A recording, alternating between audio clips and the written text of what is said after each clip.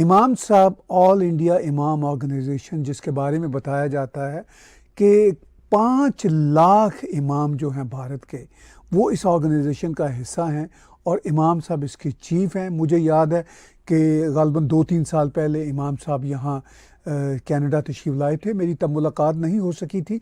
यहाँ पर उन्होंने 2-1 जगह पे इंटरव्यू दे, एक पाकिस्तानी रेडियो पर कहीं वो चले गए, उनको अंदाज़ा नहीं था कि उनके साथ कश्मीर के हवाले से क्या बातचीत होगी। तो उन्होंने वहाँ पर 2 टोक भारत का जो मौक़िफ़ है, जो कश्मीर के हवाले से असल मौक़िफ़ है, वो बताया। और वो जो यहाँ के रेडियो शो के होस्ट थे जो पाकिस्तानी थे, वो सीख पाओ गए, वो उनके ख़िलाफ़ फतवे लगाने लगे उल्टा। लेकिन इमाम साहब डटे रहे और इमाम साहब को अंदाज़ा हो गया कि पाकिस्तानी जो भी रवायती टिपिकल पाकिस्तानी हैं, उनके शो में जाके कैसी मुश्किलात का सामना करना पड़ता है। इमाम साहब ने वो फेस की और उनको मुंह तोड़ जवाब दिया। तो मुझे उम्मीद है कि जब इमाम साहब नेक्स्ट टाइम टोरंटो तशरीफ़ लाएंगे तो ज़रूर उनसे मुलाकात होगी। लेकिन अब मैं असल मुद्दे की तरफ आता हूँ, आज के व्लॉग की तरफ आता हूँ। इसमें हम ये बता रहे हैं कि इमाम साहब जब राम मंदिर गए और वहाँ पे सेरेमनी में उन्होंने हिस्सा लिया और उस सेरेमनी में उन्होंने क्या कहा वहाँ पे जब वो गए, मैं उसका भी एक वीडियो लिंक और वीडियो क्लिप आपके साथ शेयर कर रहा हूँ। इमाम साहब के साथ स्वामी जी थे। स्वामी जी हमारे बहुत अच्छे मित्र हैं और स्वामी जी का मैं अपने स्टूडियो में 2-3 बार इंटरव्यू भी कर चुका हूँ। इमाम साहब जब राम मंदिर गए तो वहाँ पर उन्होंने ANI से बातचीत करते हुए जो कहा वो आपके साथ शेयर करते हैं। ये बदलते भारत की तस्वीर है। हमारा जो सबसे बड़ा धर्म है वो इंसान और इंसानियत का है। हमारे लिए राष्ट्र सर्वोपरि है। अखंड भारत हमारा बने, उसकी दिशा में आगे बढ़े, ये बदलते भारत की तस्वीर है। आज का भारत नवीन भारत, आज का भारत उत्तम भारत। मैं यहाँ पैगाम मोहब्बत लेके आया हूँ। जहाँ तक पहुँचे मेरे साथ ये आप स्वामी जी साथ में खड़े देख रहे हैं, इसी का नाम भारत है। पूजा पद्धति ज़रूर अलग हो सकती है, हमारी आस्थाएं ज़रूर अलग हो सकती हैं, लेकिन हमारा जो सबसे बड़ा धर्म है वो इंसान और इंसानियत का है। आओ हम सब मिलकर इंसानियत को बरकरार रखें। दूसरा, हम सब भारतीय हैं, भारत में रहते हैं, तो हम सबको चाहिए कि हम अपने भारत को मजबूत करें। हमारे लिए राष्ट्र सर्वोपरि है। दूसरी बात यह है कि आज का जो पैगाम है, आज का जो संदेश है, वो नफ़रतों को ख़त्म करने के लिए है कि बहुत रंजिशें हो गई, बहुत दुश्मनी हुई, बहुत लोग मारे गए, बहुत राजनीति हुई। अब हम सबको मिलकर एक होकर भारत को मजबूत करना है, भारतीयता को मजबूत करना है। राष्ट्र सर्वोपरि है, इसी पैगाम को आगे लेके जाना है। अखंड भारत हमारा बने, उसकी दिशा में आगे बढ़ें हम सब मिलकर, यही हमारा पैगाम है। जिस तरह से मोदी जी आज पूरी दुनिया के अंदर आज भारत को का नेतृत्व कर रहे हैं, तो हम भी सब मिलकर एक साथ होकर अपने राष्ट्र को मजबूत करें, यही हमारा पैगाम है। तो इमाम साहब के साथ स्वामी संपूर्णानंद जी खड़े हैं जो हमारे बहुत अच्छे मित्र हैं। और इमाम साहब ने ये बातें राम मंदिर की सेरेमनी के मौका पर की, खुलकर बातें की। और उन्होंने कहा कि आज का जो भारत है, सनातनी भारत है, ये बिल्कुल मुख्तलिफ भारत है। और इसमें जो प्राइम मिनिस्टर नरेंद्र मोदी का जो मैसेज है वो ना सिर्फ हिंदू मेजॉरिटी रिसीव करती है, बल्कि वो मुसलमानों की अक्सरियत भी उसको अप्रिशिएट करते हैं। और इमाम साहब खुद इसकी एक मुंह बोलती तस्वीर है। अब इमाम साहब का वहाँ पे जाना राम मंदिर की सेरेमनी के ओकेजन पे, उसके बाद उनके ख़िलाफ़ जो वहाँ पे एक तूफ़ान बदतमीज़ी मैं कहूँगा वो उठना, वो सारे का सारा आज हमारे व्लॉग का मौजू है। और इमाम साहब उसको बहुत भले ढंग के साथ टैकल करते हैं। अब देखिए इमाम साहब इस सारे मसले पे क्या कहते हैं, ये सारा इशू क्या है, इस पे अब इमाम साहब का एक क्लिप आपके साथ शेयर करते हैं। देखिए, मैं राम जन्मभूमि ट्रस्ट के द्वारा मुझे निमंत्रण मिला, ऐसे चीफ इमाम होने के नाते मुझे जाना के लिए। मैं 2 दिन तक इस पर बहुत विचार करता रहा कि मुझे क्या करना चाहिए, क्योंकि मेरे लिए मेरी ज़िंदगी का ये सबसे बड़ा फैसला था। मैंने फिर फैसला ये लिया कि मुझे जाना है आपसी सौहार्द के लिए, अपने देश के लिए, राष्ट्रहित में। ये मैंने फैसला लेते हुए मैं अयोध्या चला गया। वहाँ जाके तमाम अयोध्या वासियों ने मेरा स्वागत किया, साधु संतों ने मोहब्बत का इजहार किया, इस्तकबाल किया। वहाँ से मैंने अपना एक पैगाम, जो कि पैगाम मोहब्बत, मैंने वहाँ से दिया। वो पैगाम मोहब्बत जो था, मैंने उसमें कहा कि हमारी सबकी जातियाँ ज़रूर अलग हो सकती हैं, हमारे पंथ ज़रूर अलग हो सकते हैं, हमारे इबादत करने की तरीके, पूजा पद्धति अलग हो सकती है, हमारे सबके धर्म ज़रूर अलग हो सकते हैं, लेकिन हमारा जो सबसे बड़ा धर्म है इंसान और इंसानियत का है। और हम भारत में रहते हैं, हम सब भारतीय हैं। आओ हम सब मिलकर भारत को मजबूत करें, भारतीयता को मजबूत करें, राष्ट्र सर्वोपरि है। ये पैगाम मोहब्बत जैसे ही दिया, देश के तमाम सारे चैनलों पर, तमाम सोशल मीडिया पर ये मेरा वायरल हो गया। इमाम साहब के क्लैरिटी ऑफ थॉट को मैं दाद देता हूँ। जैसा कि वो ये बता रहे हैं कि उन्होंने सोचा, बहुत सोचा। राम मंदिर की सेरेमनी में जाने से पहले उनको अंदाज़ा था कि उनके जो दुश्मन हैं, जो उनके हरीफ हैं, जो उनसे हसद करते हैं, वो किसी ऐसे मौका की तलाश में होंगे कि इमाम साहब वहाँ जाएं तो वो उनके ख़िलाफ़ प्रोपेगेंडा करें, फतवा दें। तो वही कुछ हुआ।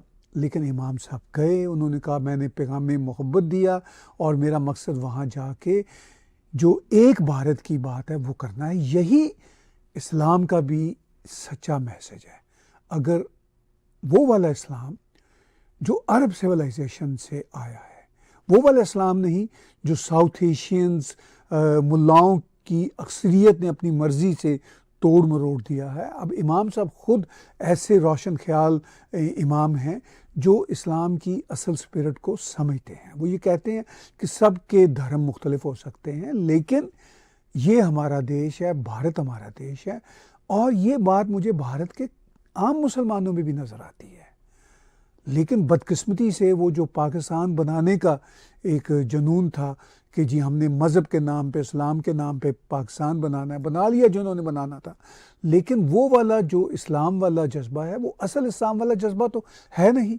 वो तो अरब सिविलाइजेशन से पूछें कि उनका असल इस्लाम क्या है, क्योंकि अरब सिविलाइजेशन वाले तो भारत से गले मिलते हैं।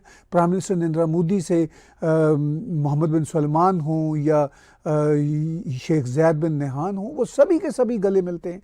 सारे Arab leaders prime minister Narendra Modi से बहुत प्यार करते हैं। तो वो है अरब सिविलाइजेशन का असल वाला इस्लाम।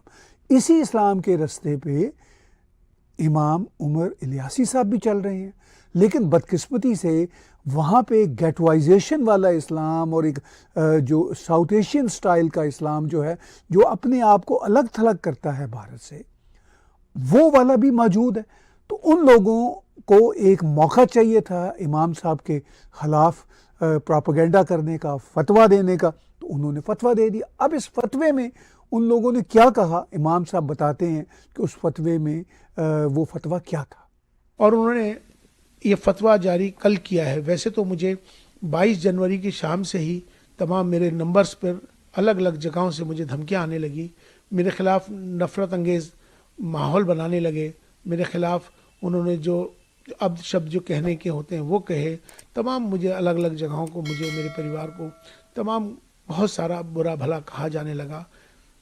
इसी बीच में कुछ फ़ोन्स कॉल आए जिनको मैंने रिकॉर्ड कर लिया है, उनके नंबर्स जिन्होंने मुझे जान से मारने के लिए, मुझे बहुत ज़्यादा तकलीफ़ देने के लिए जो इस तरह के फ़ोन आए, वो भी फ़ोन आए, माफ़ी के भी फ़ोन आए। तो लास्ट में कल रात को ही एक फ़तवा जारी हुआ है जिनका नाम है मुफ्ती साबिर हुसैनी कासमी, जो शख्स एक इंस्टीट्यूट चलाते हैं मुफ्तियों का, जिनका मुफ्ती क्लासेस के नाम से उनका चलता है। मैं उनको जानता नहीं हूँ, मेरी उनसे कोई जानकारी नहीं है, लेकिन ये सोशल मीडिया के माध्यम से, वो तमाम देश भर के इमामों के माध्यम से मेरे पास अलग अलग जगहों से फतवा आना शुरू हो गया था। चूँकि उन्होंने ये, इसमें मेरा एक नंबर है, मेरा मोबाइल का नंबर उन्होंने इसमें ये मेंशन कर दिया है अपने फतवे के अंदर, जिसमें उन्होंने साफ तौर पे मेरा नंबर जाहिर करके तमाम पूरे देश के लोगों को मेरा नंबर दे दिया, इमामों को दे दिया, ये फतवा जारी कर दिया। तो इमाम इलियासी साहब बताते हैं कि किसी मुफ्ती साबिर हुसैनी कासमी का कोई फतवा सोशल मीडिया पे वायरल हुआ जो उन तक पहुंचा, और उस फतवे की वजह से उनके ख़िलाफ़ जान से मारने की धमकियां तक आईं। तो ये जो फतवे हैं ये दर हकीकत फतवे नहीं हैं। इस तरह के सारे फतवे जो हैं ये फसाद का जड़ हैं, और ये फतवे धमकियां हैं, और इनका इस्लाम से कोई लेना देना नहीं है। ये इनके जो हैं अपने ईवल एजेंडे हैं। अब इस ईवल एजेंडे में वो जो मुफ्ती साहब हैं, नाम नहाद मुफ्ती साहब जो हैं, वो क्या रीज़न्स बयान करते हैं, हम वो रीज़न भी इमाम साहब की ज़ुबानी आपको सुनाते हैं। इन्होंने कहा है कि ये माफ़ी मांग लें, मेरा बायकाट कर रहे हैं। अयोध्या राम मंदिर प्राण प्रतिष्ठा समारोह में शामिल होने वाले ऑल इंडिया इमाम ऑर्गेनाइजेशन के प्रमुख उमर अहमद इलियासी के खिलाफ फतवा जारी हो गया है। अब उन्होंने इस फतवे को लेकर जवाब भी दे दिया है। एक चैनल से बातचीत के दौरान उन्होंने साफ किया है कि इस तरह का फतवा उन पर लागू नहीं होता है। साथ ही उन्होंने जानकारी भी दी है कि वह आपसी सौहार्द और देश हित के लिए प्राण प्रतिष्ठा कार्यक्रम में शामिल हुए थे। 22 जनवरी को अयोध्या में राम मंदिर प्राण प्रतिष्ठा कार्यक्रम हुआ था, जिसमें करीब 7000 गणमान्य व्यक्तिगत रूप से शामिल हुए थे। आज तक से बातचीत में इलियासी ने बताया, मैं जो राम मंदिर गया था प्राण प्रतिष्ठा कार्यक्रम में, मुझे राम जन्मभूमि ट्रस्ट की ओर से न्योता दिया गया था। मैंने फिर फैसला लिया कि मुझे वहां जाना है। उन्होंने कहा, हमारी सभी की जातियां अलग हो सकती हैं, हमारी पूजा पद्धति अलग हो सकती है, हमारे इबादत के तरीके भी अलग हो सकते हैं, हमारे धर्म अलग हो सकते हैं, लेकिन हमारा सबसे बड़ा धर्म इंसान और इंसानियत का है। हम भारत में रहते हैं और सभी भारतीय हैं। उन्होंने कहा कि राष्ट्र सर्वोपरि है। मेरा यह पैगाम था जो लोगों को पसंद नहीं आया। इसके बाद उन्होंने देश भर के अंदर मेरे पैगामे मोहब्बत चैनलों पर निकाला। उन्होंने कहा, मैं खास तौर से उस मुफ्ती को जवाब देना चाहता हूँ जिन्होंने मुझे क्रूफ का फतवा जारी किया है। पहले तो यह फतवा मुझ पर लागू ही नहीं होता है। यह भारत है, इस्लामिक देश नहीं। यहाँ शरिया कानून नहीं चलता है। मैं जो प्राण प्रतिष्ठा में गया, मैं अपने देश हित में गया, आपसी सौहार्द में गया। हमारा देश आपस में जो अतीत में हो गया, अतीत में जो लाखों लोग मर चुके हैं, हमारा देश उन झगड़ों के चक्कर में पीछे जा चुका है। मुझे लगा कि उन सबको भूलकर आज के लिए सोचना चाहिए, कल के लिए सोचना चाहिए, जिसके लिए देश के अंदर सौहार्द का माहौल बने। उस पैगाम को लेकर मैं वहां गया था। मुझ पर यह फतवा लागू ही नहीं होता है।